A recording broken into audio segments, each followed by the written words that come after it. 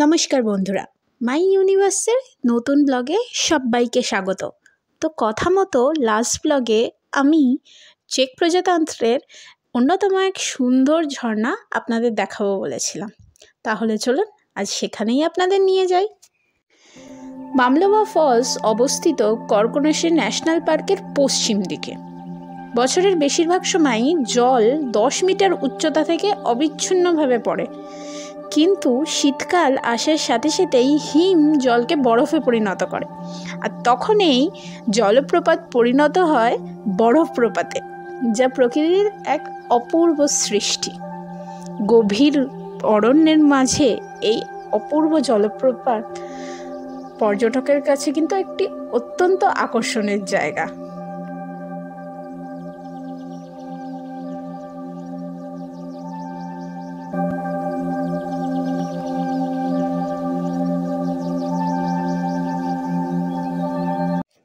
প্রাগ থেকে হ্যারাকোভ অটোনাদ্রাজি পৌঁছে আমাদের বেশ খিদা পেয়েছিল, আর এখান থেকে ওয়াটারফলসটা হেঁটে প্রায় 25 মিনিট লাগবে। তাই আমরা ঠিক করলাম পৌঁছে গিয়ে ওই ওয়াটারফলসের পাশেই কোনো একটা বসার জায়গা দেখে ওখানেই দুপুরের খাবারটা সেরে নেব।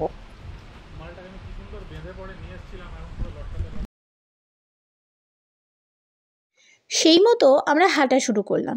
একটু হাঁটার পর একটা আইসক্রিমের দোকান দেখতে পেলাম, আর অপোজিটেই ছিল মামলোভা হোটেল, আর তার সাথেই একটা রেস্টুরেন্ট।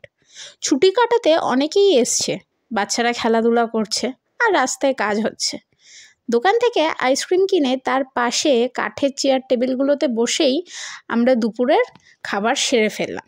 মেনুতে ছিল হচ্ছে কড়াইশুঁটির কচুরি আর কাবুলি চানা, যেটা আমরা বাড়ির থেকে এনেছিলাম।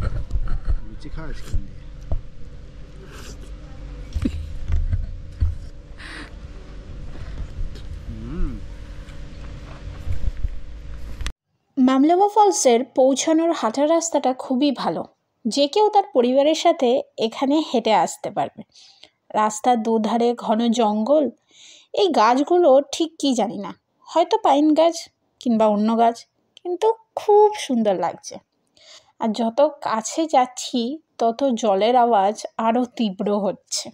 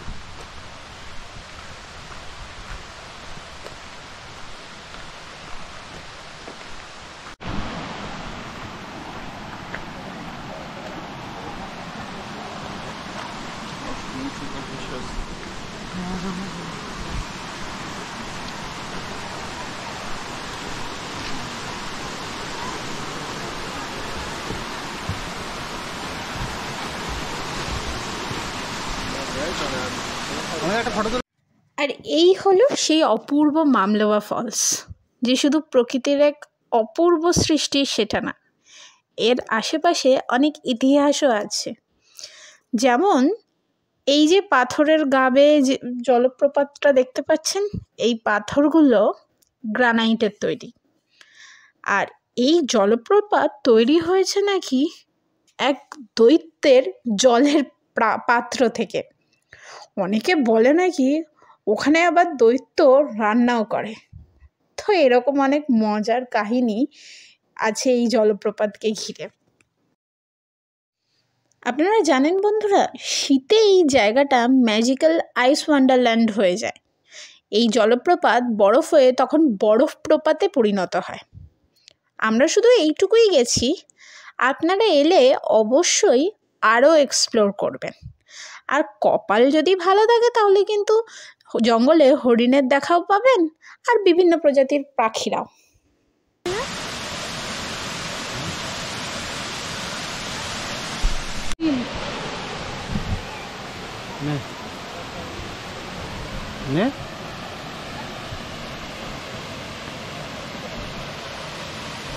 কিন্তু তাহলে আমাকে এরকম পোর্ট্রেট করতে হবে তো।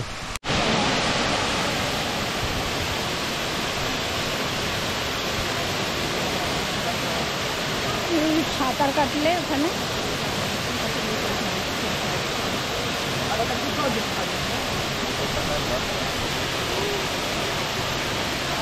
এখানে দাঁড়াতে ফটো তুলে দিচ্ছি।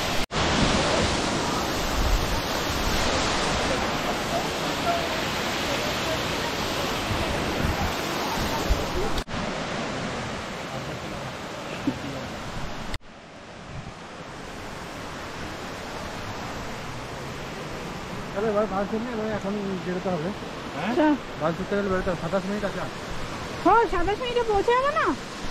আসার পথে একটা বোর্ডে এই মামলোবা ফলসের গরমকাল, তারপর অটামের সময় মানে ফলসের সময় শরৎকালে আর শীতকালে কীরকম দেখতে হয় সেগুলোর ফটো ছিল। তো আমরা গিয়ে তারপর যখন ফেরত আসছি তখন আমার মাথায় এলো, যখন অটাম আসে ফলসের টাইমে, যেহেতু জঙ্গল আশেপাশে মানে ওই ফলসের দুধারে যেখানে আপনারা দেখলেন না আমরা হাঁটাহাঁটি করে ফলসের একদম কাছাকাছি গেলাম, তো ওই দুধারে এত পাতা পড়ে থাকে আর নাকি তখন এই জল যে ফলসটা হচ্ছে তার জলের পরিমাণ এত বেড়ে যায় যে তখন আর কেউ কাছাকাছি যেতে পারে না, তখন দূর থেকেই এটাকে দেখতে হয়। এই গরমকালে তাও একটু কাছাকাছি যাওয়া যেতে পারে। সবার শেষে বেশ কিছু টিপস, যেমন সবার প্রথম কমফোর্টেবল হাইকিং শ্যুজ পরবেন যার গ্রিপ ভালো, কারণ রাস্তাটা অনেক হেঁটে যেতে হবে।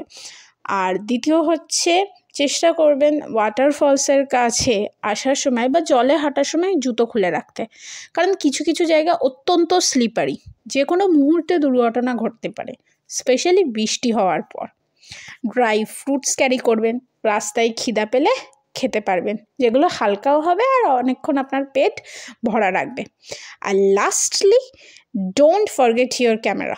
এত সুন্দর জায়গা, এই সুন্দর মুহূর্তগুলো তো বন্দি করে রাখতে হবে, বলুন বন্ধুরা। এই দেখুন বন্ধুরা, রাস্তায় আসার সময় গাছের মধ্যে এই সাইনগুলো দেখতে পেলাম। শ্রীকান্ত দা আমায় বললো যে এই সাইনগুলো নাকি ম্যাপে থাকে, কারণ এখানে অনেকেই আছে যারা ফোন অতটা ইউজ করে না বা ইন্টারনেট অতটা ইউজ করে না। আর এমনকি এখানে অনেক জায়গা আছে, যেমন এটা তো লাস্ট ব্লগ আপনারা দেখছেন ফলসের, সবার প্রথম যখন আমরা কটেজে গেছিলাম, কটেজের যে হাইকিং ট্রেলটা ছিল ওই রাস্তাটাই কিন্তু একটা জায়গায় এসে প্রায় অনেকক্ষণের জন্য আমাদের পুরো কানেকশানই অফ হয়ে গেছিলো। তো তখন কি হয়, গাছে এই যে এই চিহ্নগুলো করা থাকে যেগুলো ম্যাপে দেওয়া থাকে, এই ম্যাপ দেখে এই চিহ্নগুলো দেখে তখন যে কেউ তার গন্তব্যে পৌঁছতে পারে। তো এটা আমি জানলাম।